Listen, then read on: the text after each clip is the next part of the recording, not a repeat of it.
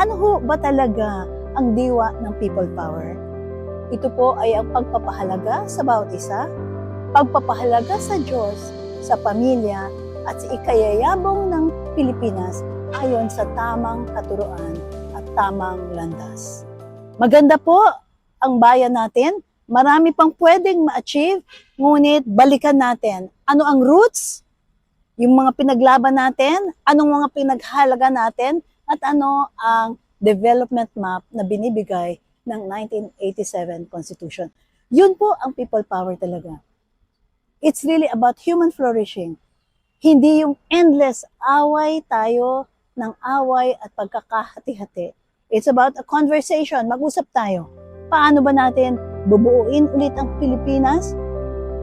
Paano ba natin bubuuin ulit ang pagmamahalan sa mga pamilya at komunidad? Yun po ang balikan natin pagkat pagsama-sama tayo sa tulong ng Diyos na ini-invoke naman natin sa Constitution at tayo ay marami sa atin ang naniniwala that prayer works. The Lord will bless mightily this 40th anniversary of People Power. Salamat po mga kababayan. God bless you all. Mabuhay ang People Power.